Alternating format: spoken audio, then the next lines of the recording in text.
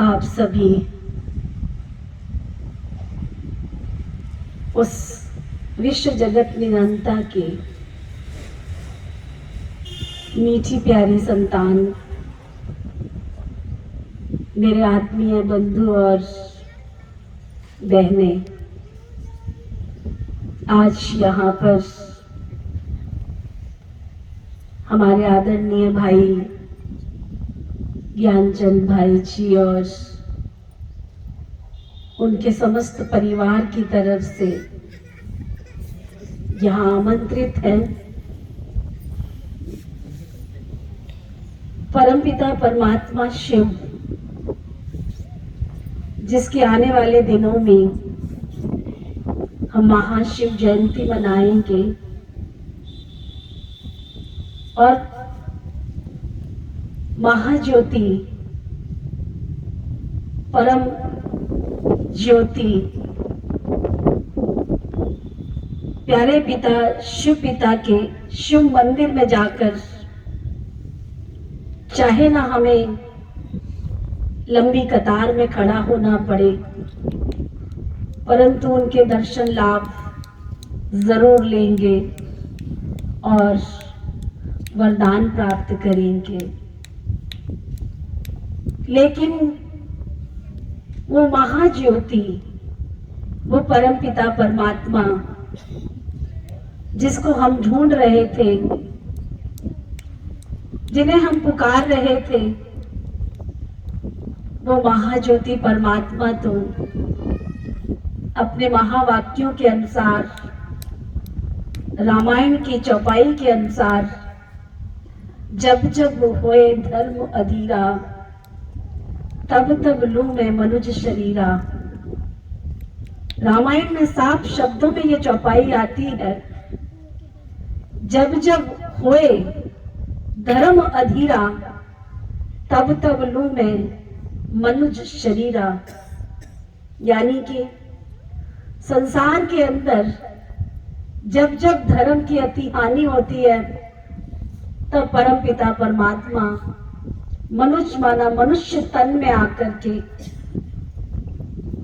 अधर्म का नाश कर सत धर्म की स्थापना का कर्तव्य करते हैं। गीता के अंदर भी आता है, श्री कृष्ण जी अर्जुन को समझाते हैं,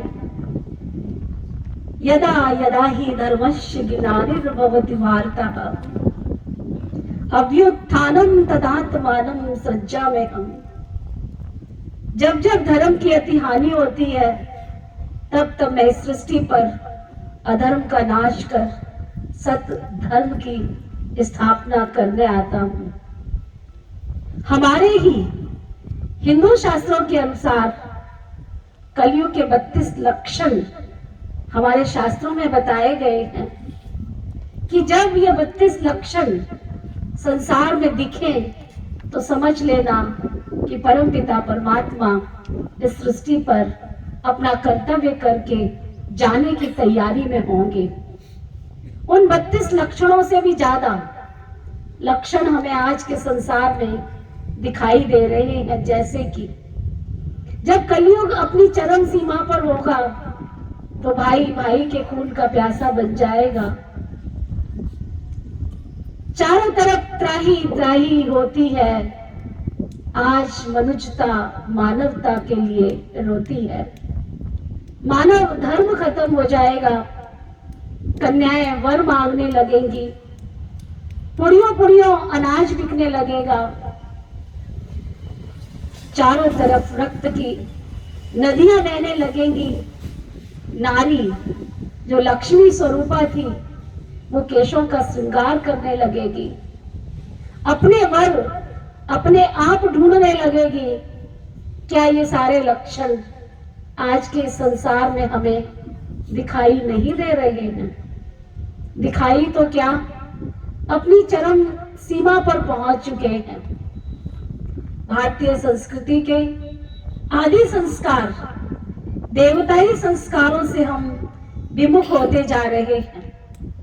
पिछले लॉकडाउन में, कोविड की बीमारी ने, कोरोना ने हमें सब कुछ तो दिखा दिया, कि भारतीय संस्कृति से हम दूर जा रहे थे और वो सब आदि संस्कारों का स्मरण इस महाबीमारी ने सबके अंदर जागृत कर दिए। आज हम भौतिक जगत में भौतिकता की तरफ दौड़ रहे हैं। कोरोना ने हमें सिखा दिया कि इस भौतिक जगत में आने वाले समय में तुम्हारी जोड़ी हुई संपत्ति काम नहीं आएगी, तुम्हारे स्वार्थ के ऊपर आधारित रिश्ते काम नहीं आएंगे। ये मकान, ये संपदा, ये कुछ भी काम नहीं आएगा। तुम्हारा काम आएगा तो अंत समय पर दवा की जगह दुआ काम आएगी, पुण्य काम आएगा।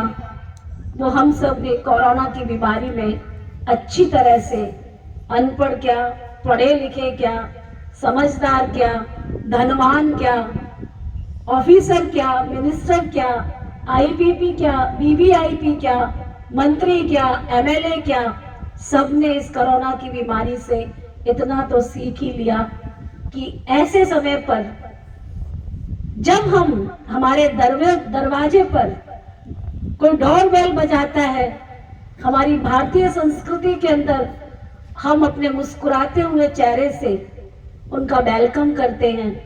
लेकिन कोरोना की बीमारी में हमने ये भी देख लिया कि माँ का पुत्र के साथ, अपने बच्चे के साथ, अगर उसे मालूम पड़ गया कि मेरे बच्चे को कोरोना है तो उसको गोद में उठाने के लिए भी उसको 100 बार सोचना पड़ा। तो ये कौन से रिश्ते हैं? परम पिता परमात्मा कह रहे हैं कि ये सृष्टि के परिवर्तन की वेला है। ये सृष्टि पर अधर्म, अत्याचार, पापाचार, चरित्रहीनता, भ्रष्टाचार का बोलबाला है। और कहा जाता है कि जब सृष्टि पर विनाश के काले बादल मंडराने लगते हैं तब परमात्मा इस सृष्टि पर आकर के नई सृष्टि की स्थापना का कार्य करते हैं। क्या ये सब बातें पढ़ने की हैं? क्या ये सब बातें सुनने की हैं? आज अगर हमें कोई एजुकेशन लेनी होती है, अगर हमें डॉक्टरी की पढ़ाई करनी है तो मेडिकल कॉलेज ज्वाइन करना होगा। अगर हमें इंजीनियरिंग की पढ़ाई करनी है तो हमें इंजीनियरिंग कॉलेज ज्वाइन करना होगा। अगर हमें प्रोफेसर बनना है, प्रिंसिपल बनना है, आचार्य बनना है तो हमें स्कूल में जाकर के पढ़ाई करनी होगी। ये डिग्रियां प्राप्त करने के लिए जहां जिस शिक्षा का जो स्थान है उस स्थान पर हमको जाना पड़ेगा। आज हमारे संसार में आध्यात्मिकता हनन की तरफ जा रही है।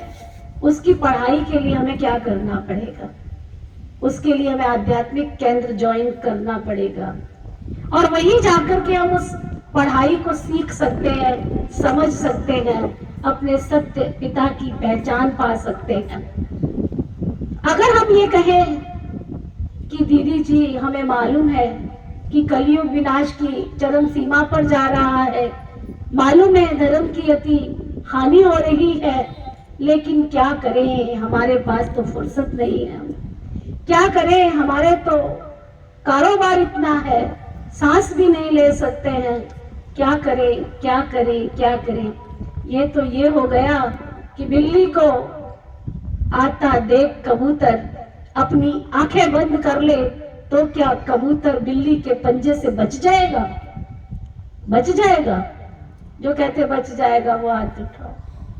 कबूतर को भगवान ने उड़ने की शक्ति दी है, कबूतर को शांति की शक्ति दी है, कबूतर को भगवान का बहुत सुंदर कथा सुनने वाला माना जाता है। लेकिन बिल्ली को आता देखकर आंखें बंद करके क्या होता है? वो अपने उड़ने की शक्ति खत्म कर देता है, वो अपनी शांति की शक्ति खत्म कर देता है, वो कथा की जितनी शक्ति है वो खत्म कर देता है और बिल्ली के काल का ग्रास बन जाता है। इसी तरह से आज संसार के अंदर चारों तरफ चरित्रहीनता का वातावरण है। इसको देखकर अगर हम चुप बैठ गए, अगर आध्यात्मिक जागृति हमारे अंदर नहीं आई तो क्या आप संसार के इस महापरिवर्तन से बच जाएंगे? नहीं बचेंगे। विनाश घड़ी नजदीक है, गफलत में ना खो, काल नगारा बज गया, फिर पछताए क्या हो। चिड़िया चूक गई खेत, फिर पछताने से क्या होगा।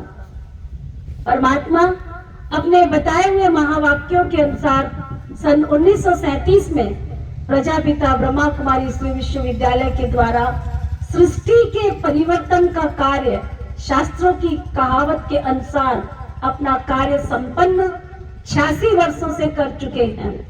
अभी 85 वर्षों से कर चुके हैं और अभी प्रजापिता ब्रह्मा कुमारी श्री विश्वविद्यालय 86वीं शिव जयंती मना रहा है। कुछ पल कुछ दिन सिर्फ परमात्मा ने हमें अपनी आत्म जागृति के लिए दिए हैं। उन आत्म जागृति में अगर हमने अपने आप को जागृत नहीं किया, अपने आप को नहीं पढ़ाया, अपने आप को नहीं समझाया, तो आने वाला समय हमें काल का ग्रास बना देगा।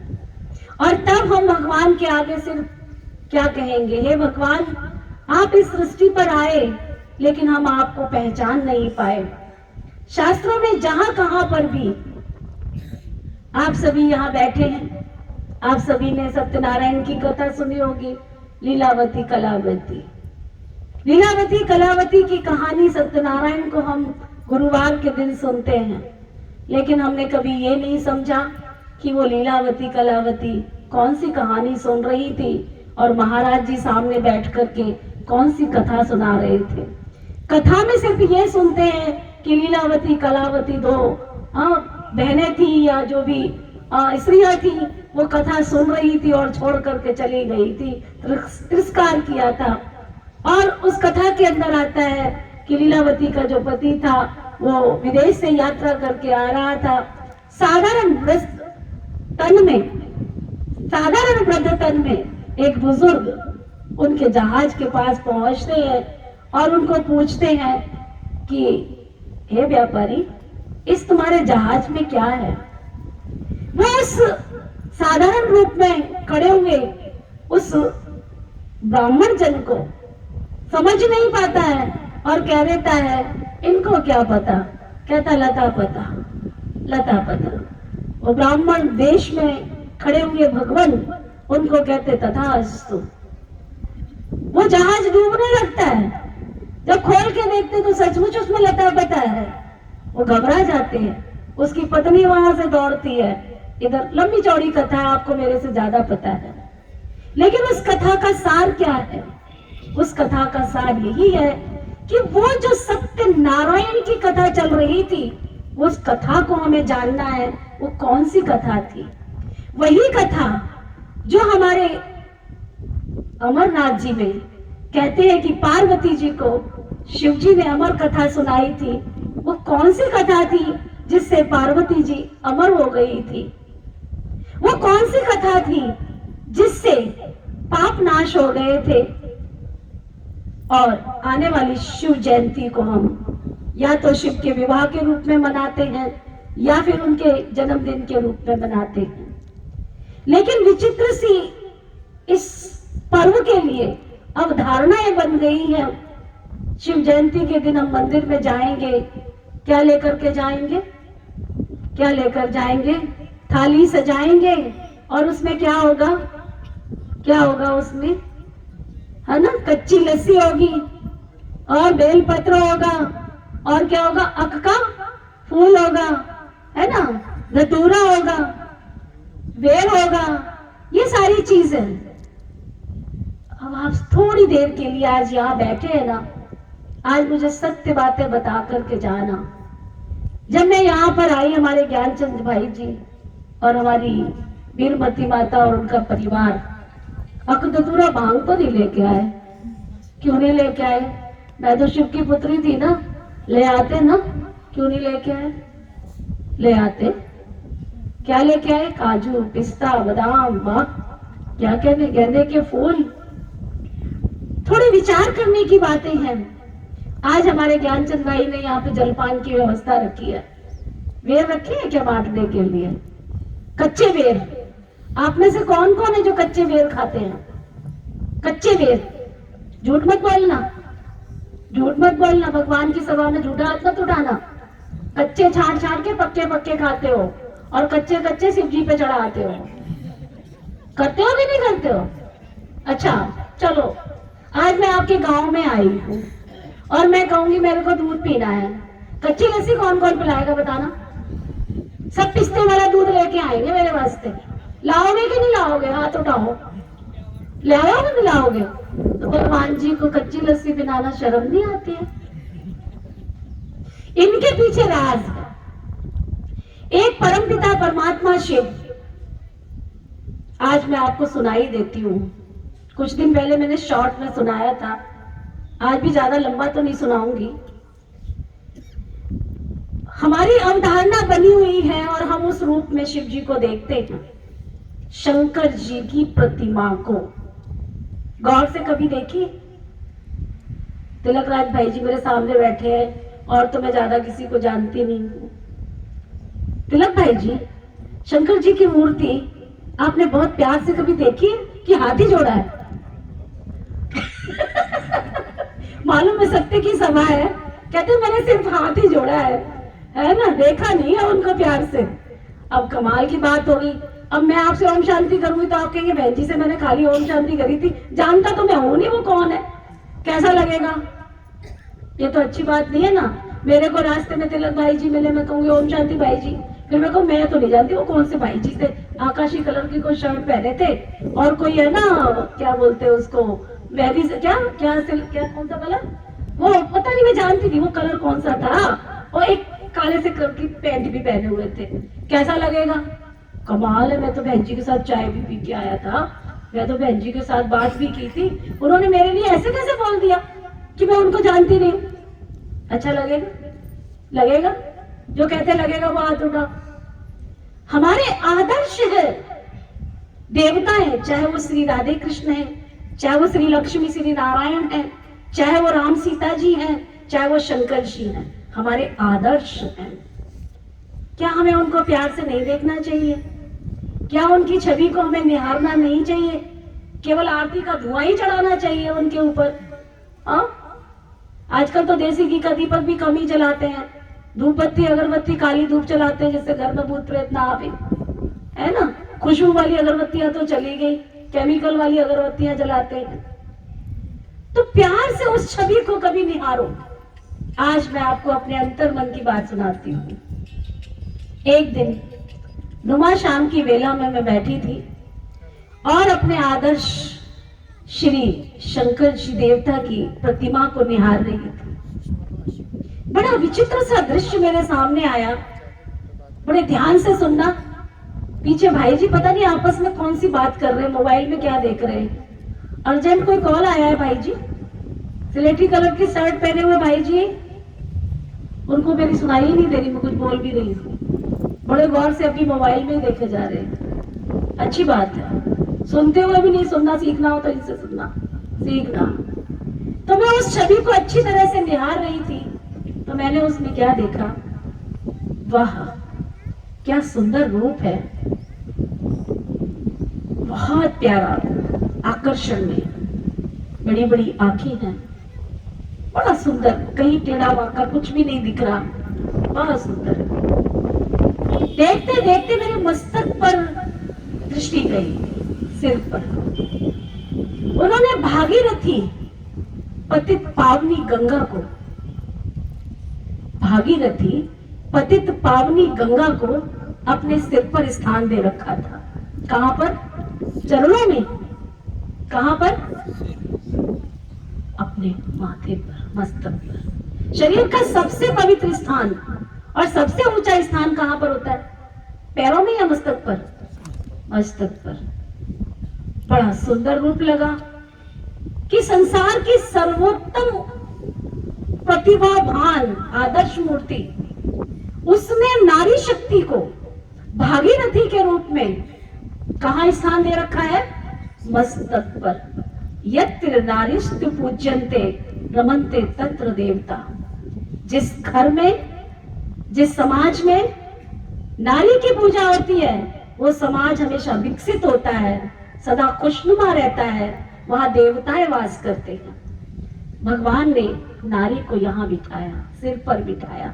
नारी नरक का द्वार नहीं, नारी स्वर्ग का द्वार है। देखते देखते मेरा ध्यान गया प्रतिभावान मूर्ति के मस्तक पर। त्रिकुटी बनी हुई थी, भ्रकुटी में बड़ा सा नेत्र बना हुआ था। जब जब शिव जी की तीसरी आंख खुलती है तो सारी सृष्टि प्रलय हो जाती है, आग ही आग हो जाती है। बड़ा अद्भुत सा दृश्य मेरे सामने आया। ऊपर पतित पावनी, नीचे अग्नि, अग्नि और पावन पानी का कोई मेल तो आज तक संसार में नहीं कर पाया। जलाओ अग्नि यहाँ पर और रखो पानी, क्या दोनों एक साथ रहेंगे? रहेंगे नहीं, रहेंगे ना। दोनों को साथ रखा है। कमाल है हमारे आदर्श मूर्ति शंकर जी की। देखते देखते ध्यान गया उनके चंद्रमा पर। वाह, कितना आकर्षण है वो चंद्रमा, कितना सुंदर उनका सिर पर जटाओं का रूप है, चंद्रमा का वास है। चंद्रमा अमृत का प्रतीक है, शीतलता का प्रतीक है। जब शरद पूर्णिमा आती है तो क्या करते हैं? चंद्रमा से क्या बरसता है? अमृत बरसता है। चंद्रमा अमृत का प्रतीक है। देखते देखते उनके कंठ पर नजर गई। अरे उनके कंठ में तो जहर है, जहर है, विष है। उनको नीलकंठ महादेव कहते हैं। जहर के कारण विष धारण किया उन्होंने। अरे बड़ी शक्तिशाली प्रभुति हो आप, बड़ी शक्तिशाली विभूति हो आप संसार की, कि आपने अमृत और जहर को दोनों को अपने एक साथ कैसे रख लिया? आप ही कर सकते हो प्रभु जी ये काम, तो और कोई भी नहीं कर सकता। वाह प्रभु जी वाह, बोल तो दो एक बार, वाह प्रभु जी वाह। अरे देखते देखते उनके कंठ में सर्प के ऊपर नजर गई। सर्प की माला कितने सुंदर रूप में, कितने सुंदर रूप में उनके गले में पड़ी है। बड़े आराम से बैठे हैं। अगर आपकी सभा में सर्प आ जाए, कितने लोग बैठे हुए मिलेंगे मुझे यहाँ पर, मेरे सहित?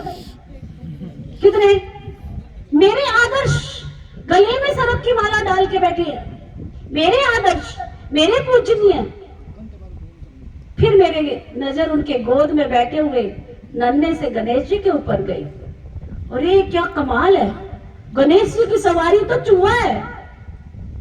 सर्प और चूहे का तो मेल कभी हो ही नहीं सकता। सर्प चूहे को देख के बैठ सकता है? बैठ सकता है? और वो तो आराम से बैठा है, ऐसे ऐसे भी नहीं हो रहा, ऐसे भी नहीं हो रहा, ऐसे बैठा है। वाह प्रभु जी वाह, बोलो एक बार, वाह प्रभु जी वाह, कमाल हो गई आपकी तो। देखते देखते फिर मेरी नजर गई उनके साथ सती पार्वती मैया के सती दृष्टि के ऊपर, उनकी अर्धांगिनी के ऊपर। अर्धांगिनी उनके साथ बैठी है और उनके साथ में बड़े प्यार से, बड़े आराम से कौन बैठा है? कौन बैठा है? कभी देखिए फोटो।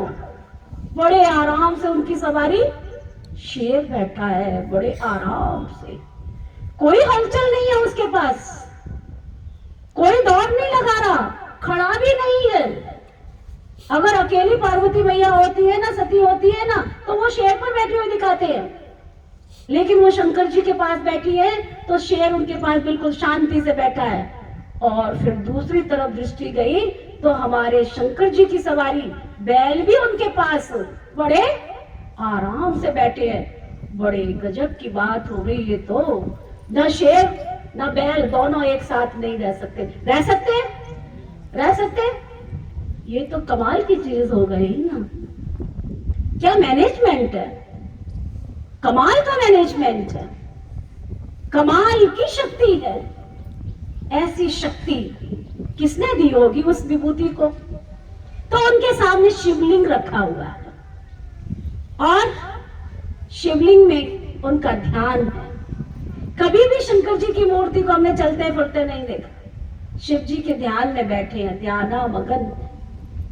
तो हे मानव मात्र प्राणी, इस संसार की जो सर्वोच्च शक्ति है, परम शक्ति है। और भी गहराई में जाऊं तो बहुत सारी चीजें उस दिन मेरे मन पटल पर आ गई। शंकर जी को वो क्या बोलते हैं, वो भस्म होती है ना, भस्म, उसको लपेटे हुए दिखाते हैं। भूत और भस्म दोनों का कभी मेल ही नहीं हो सकता, दोनों का कभी मेल ही नहीं हो सकता। एक शिव जी की बारात है, मैंने बहुत सारी बारात अटेंड करी है, और अभी हमारे एमएलए साहब कह रहे हैं आज बहुत सारी शादियां हैं, बहुत सारी बारातें हैं। किसी भी बारात में आपने देखा भूत प्रेत? किसी में देखा लूले लंगड़े? देखा? किसी में अंधे काने बहरे देखे? लेकिन शिव जी की बारात में अंधे, लूले, लंगड़े, है ना, साधारण सप्त ऋषिगण, 33 करोड़ देवता, संसार के पांचों तत्व, धरती, आकाश, जल, वायु, अग्नि, सभी ऋषिगण, सभी देवता उनकी बारात में शामिल है। अरे वो सर्वोच्च शक्ति कौन सी है जो शिव जी ने प्राप्त की? इतना बड़ा मैनेजमेंट प्राप्त किया। कहां से आया वो मैनेजमेंट? कहां से आई वो व्यवस्था उनके ऊपर? वो व्यवस्था आई उस परम शक्ति परमात्मा ज्योति को याद करने से। क्या हमें ऐसी शक्ति की आवश्यकता नहीं है? क्या ऐसे मैनेजमेंट की हमें आवश्यकता नहीं है? जो कहते नहीं है वो हाथ उठाओ, जो कहते हैं वो हाथ उठाओ। वही मैनेजमेंट इस प्रजापिता ब्रह्मा कुमारी ईश्वरीय विश्वविद्यालय में सिखाया जा रहा है। सीखना चाहते हो? ये हमारे बैठे हैं भाई जी, ओम प्रकाश भाई जी, 32 ईयर्स, 32 वर्षों से प्रजापिता ब्रह्मा कुमारी ईश्वरीय विश्वविद्यालय के ज्ञान का अध्ययन कर रहे हैं। बैक चले जाओ, 32 साल पीछे चले जाओ, इनकी शक्ल दिख रही है, हेल्थ दिख रही है, कहीं से ऐसे झुके हुए तो नजर नहीं आ रहे हैं, है ना? हेल्थ, वेल्थ एंड हैप्पीनेस, चेहरे पर खुशी दिख रही है।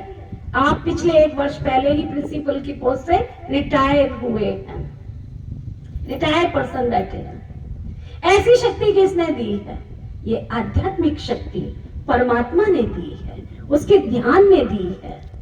और आज आपके पास पठानकोट इतनी दूर से हमारे बीच में आए हैं। इतने सुंदर स्तुति इन्होंने किसी स्कूल में जाकर के नहीं सीखी, अपनी उस परमात्मा से दिव्य शक्ति प्राप्त करके गीतों की कला बना ली।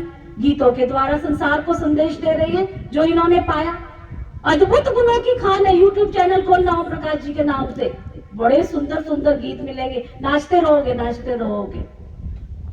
हमारी सभा में ज्ञानचंद भाई खड़े हो जाए, अभी कहाँ है? आ जाओ सामने, अभी आपकी बारी है। चाल कैसी?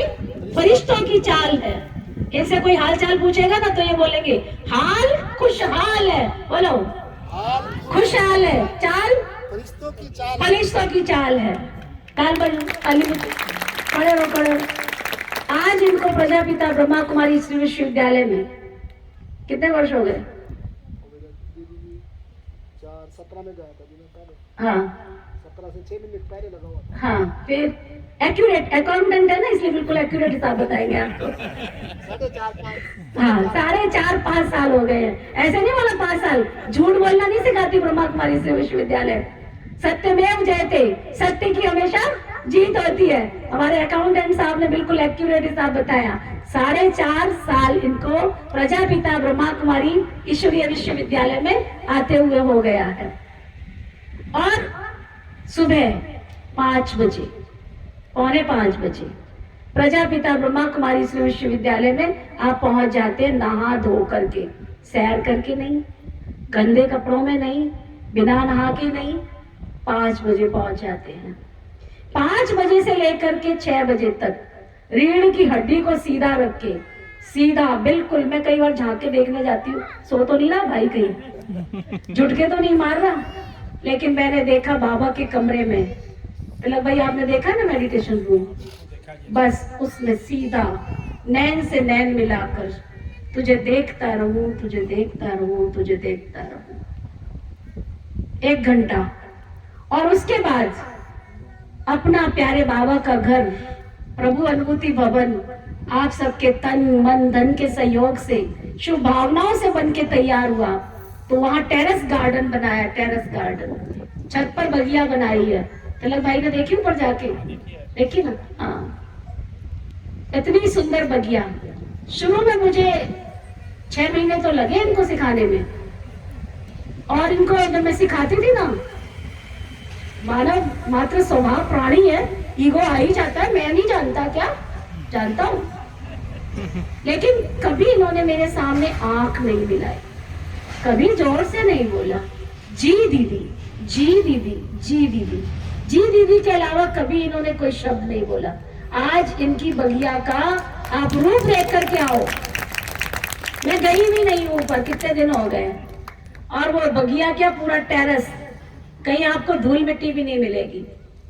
6 बजे से 7 बजे तक पूरी बगिया की देखभाल आप करते हैं, पूरी पूरी व्यवस्था, पूरी पूरी देख रेख करते हैं। इनके साथ और भी है, इनके साथ शिव बाबा है, नीति है, उसके साथ इनके जीतराम भाई है हमारा, वो यहाँ आ रहा था लेकिन मैं छोड़े, इनका बहुत दोस्त है वो भी, मैं उसको छोड़ के आ गई क्या अर्जुन भाई, क्योंकि आश्रम में तैयारी चल रही है ना कल के प्रोग्राम की।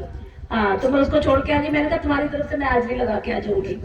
तो वो इनके साथ होता है, और हमारा एक भाई और आता है, हंसराज भाई, जरोली कला से, वो भी इनके साथ होते हैं। लेकिन पूरी अच्छी तरह से देख रेख।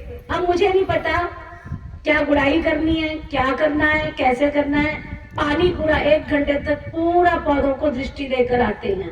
तो आप सबको निमंत्रण है, ये खुद ही निमंत्रण देंगे, बगिया को देखना है इनकी आकर के।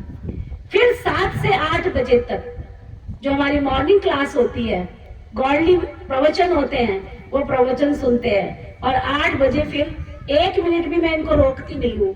अगर ये रुक भी जाते हैं ना, तो मैं कहती हूँ अकाउंटेंट साहब 8 बज गए हैं, घर वाले आपको बुला रहे हैं। ये खड़े भी हो जाते हैं ना कई बार, मैं कहती हूँ घड़ी देखो आपको बुला रही है, जाओ, अभी जरूरत होगी तो बुला लेंगे आपको।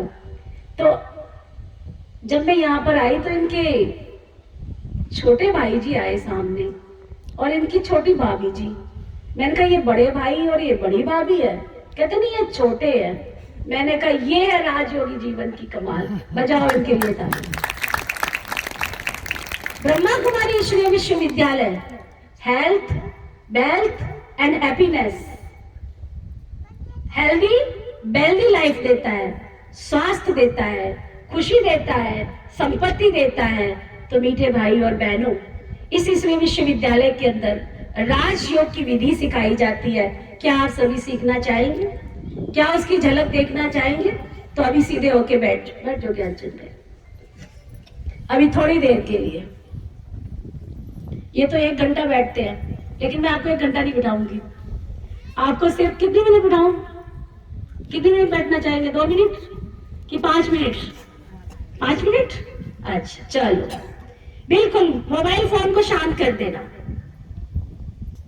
थोड़ा सा कानों को खुला रखना, मन की आंखों को खुला रखना, और स्थूल आंखों को बंद कर लेना।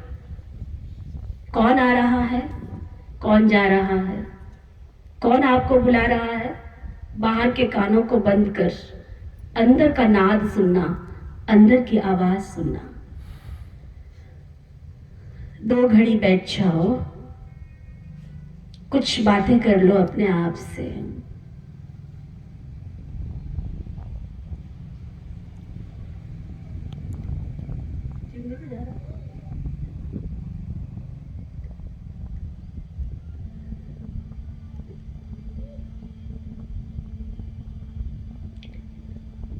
आओ चले हम उस अंतर जगत की ओर। बाहरी यात्राएं तो हमने बहुत की हैं, लेकिन आइए इस शरीर के अंदर भी एक जगत है, बहुत बड़ा संसार है। उस अंतर जगत में बहुत सुंदर, अट्रैक्टिव, आकर्षण में परम पिता परमात्मा की दिव्य संतान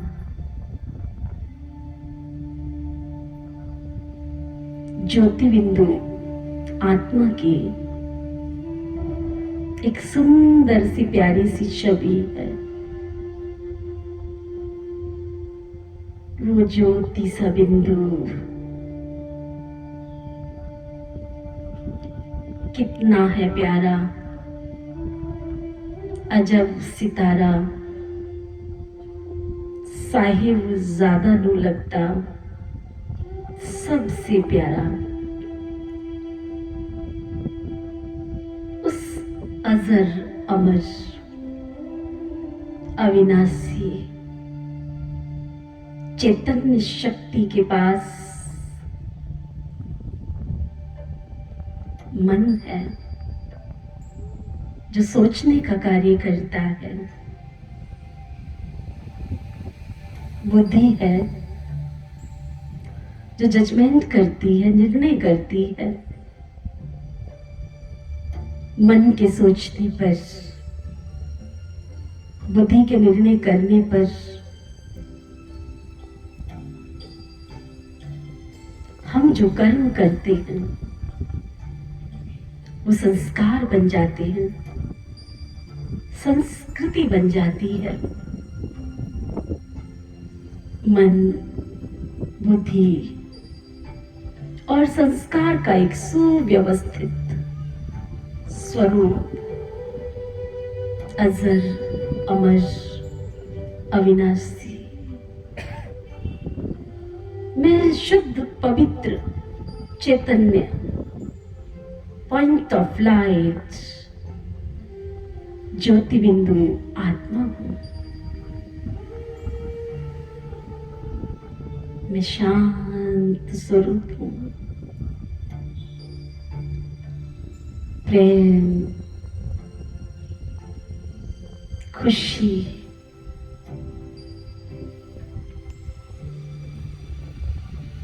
सुख, ज्ञान, अनमोल शक्तियों की धनी हूं। अनंत गुण और अनंत शक्तियों का स्वरूप हूं। अनंत गुण और अनंत शक्तियों का भंडार हूं। आइए चलिए इस बाहरी जगत से, आवाज की दुनिया से दूर, बहुत दूर, दूर, बहुत दूर, सूर्य चांद तारागण से भी पार, स्वतंत्र पंछी बन मन और बुद्धि के विमान पर बैठकर अपने ही घर 5 तत्वों के पार उस शांति के देश में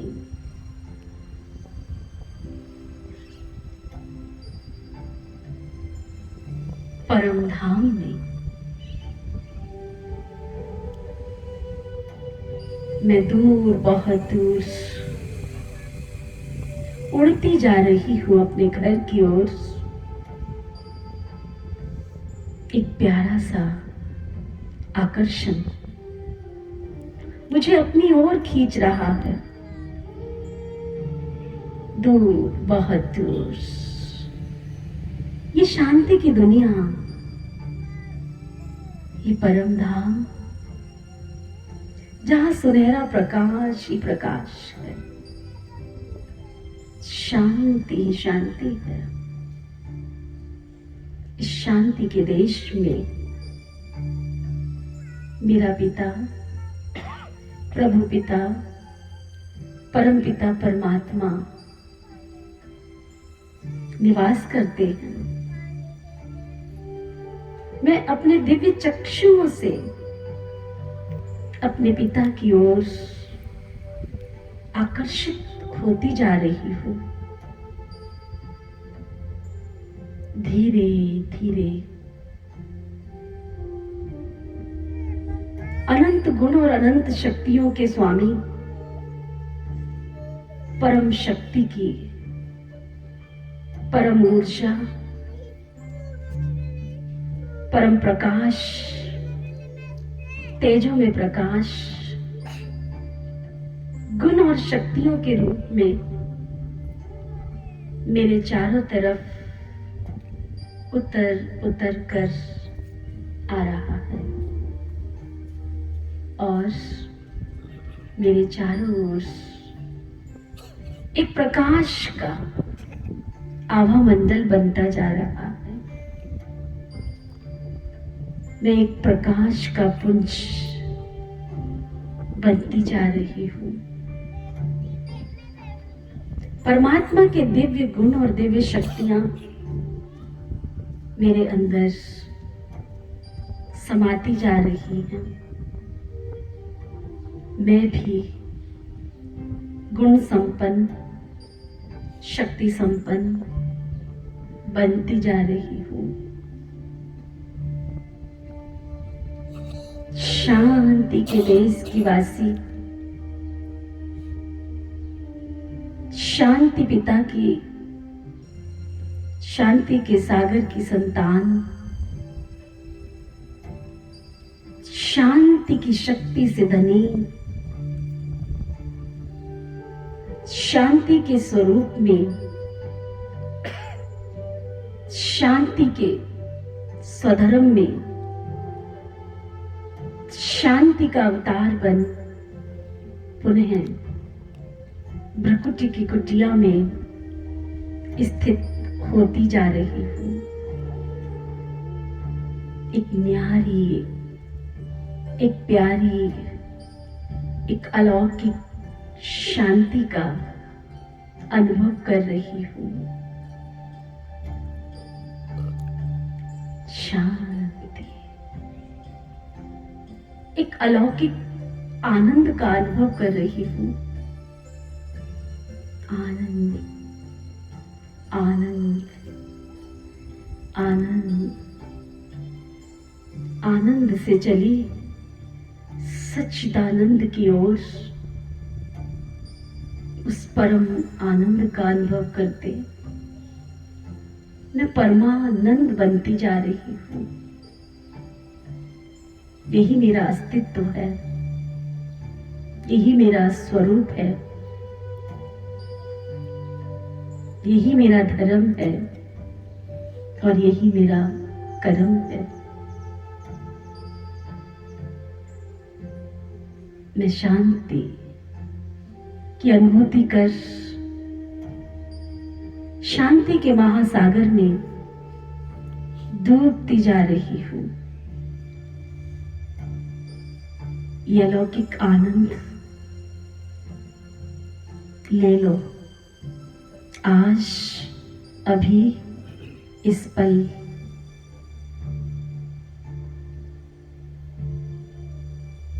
खो जाओ उस असीम शांति के सागर में, जिसकी तलाश में ऋषि मुनियों ने दर दर कंदराओं में खोज की। अरे वही शांति का पुंज मैं आत्मा हूँ, वही शांति मेरे पास है। मैं शांति से धनी हूँ, शांति की शक्ति से संपन्न हूँ। ओम ओम ओम। शांति शांति शांति।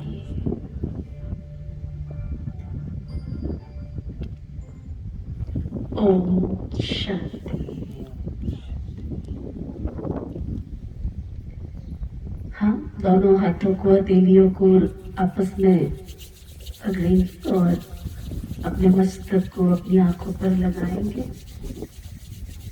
ऐसा नित्य अभ्यास करने से मनोबल बढ़ेगा, अंदर की शांति बढ़ेगी, शक्ति बढ़ेगी, खुशी बढ़ेगी, प्यार बढ़ेगा। ये भारत देश सोने की चिड़िया कहलाता था। ये भारत देश सुख और अमन की जहाँ पर बंसी बजती थी, फिर से ये भारत देश मेरी शान मेरी जान बनकर फिर से स्वर्णिम संस्कृति की ओर चला जाएगा।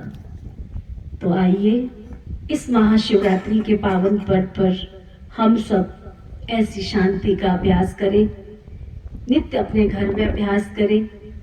और जैसा कि मैंने पूर्व में बताया कि जिस चीज की प्राप्ति करनी है उस स्थान पर जाना पड़ता है। मेरे बीच में मेरे जानी मानी हस्ती और मेरे बड़े भाई के रूप में मैं ये नहीं कह सकती कि मैं तिलक भाई जी को जानती नहीं हूँ, मैं तो बहुत अच्छी तरह से जानती हूँ।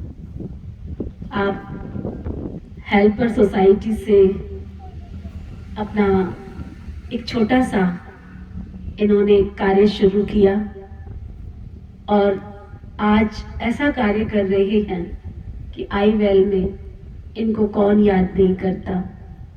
तो अगर आपको ब्लड चाहिए तो कहाँ जाएंगे? ब्लड जहाँ मिलता है कि मनियारी की दुकान पर चले जाएंगे, राशन की दुकान पर चले जाएंगे, कहाँ जाएंगे? ब्लड ब्लड बैंक में जाएंगे।